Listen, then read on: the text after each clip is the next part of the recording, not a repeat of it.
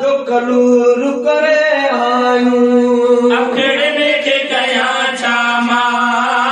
जो कलूर करे आयूं महबूब सी दिल खे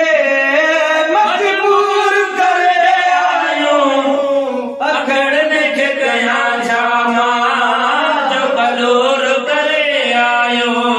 अखड़ने के कया छामा जो कलूर करे आयूं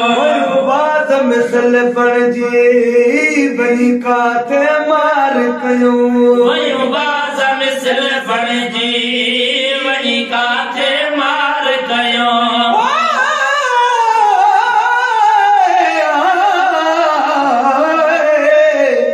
अखिन जा एहसान कॾहिं विसरन की न की इन्हनि सां महबूब खे वञी माण्हू मिसकीन दर्शन दिल यार जो रिया अख न सघंदो थी न ए गुलाम नबी गमगीन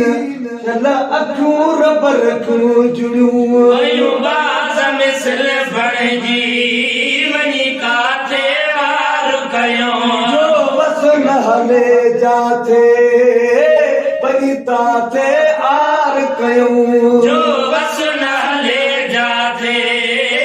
वञी ताथे आर कयूं मौत मरण मूले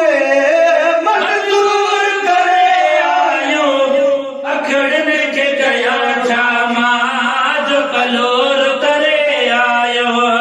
अखड़ने के कया छामा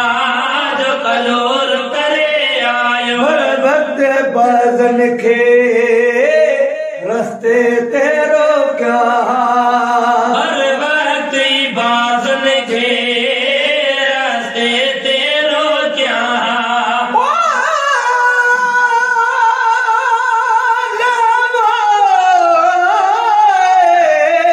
अखियूं रब रख जुड़ियूं मुंहिंजे साईं खे सदा वेखाने मत नूर जी चल खसींदो न खुदा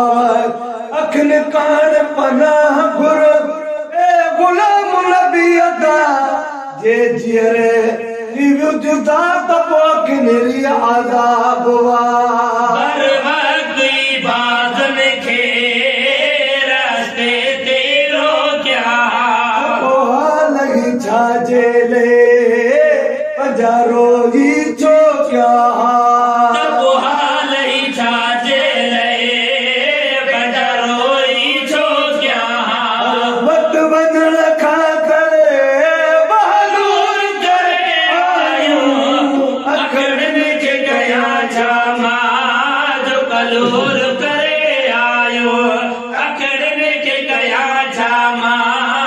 जो कलूर करे आयूं कहीं भी बीमारी जो बीमार बची सघंदो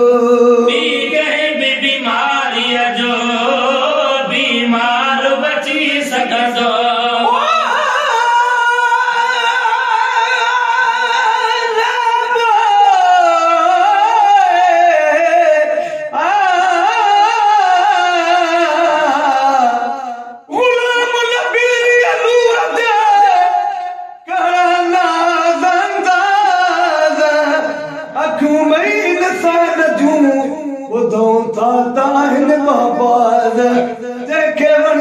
शिकार कन मत गोले इश्क मिजाज रब पाण तो जाने राज अखने जे अंदाज जा कहीं भी बीमारी जो बीमार बची सघंदो जो सटलो असुले वरी सही नाची सघंदो अखड़ने जो सटलो असुले वरी सही नाची सघंदो छॾई हिकिड़ो हथ सूर करे आयूं अखड़ने के कया छामा जो कलूर करे आयूं गुलाम नबी कहे सा अखड़ियूं जुअरनि कहीं जूं जे गुलाम नबी कैसा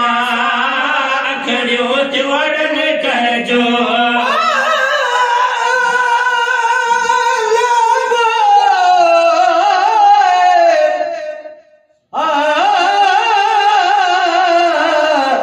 रस या रसूल अल्लाह अखिल में थी बेगा तो छपन वारे चलिया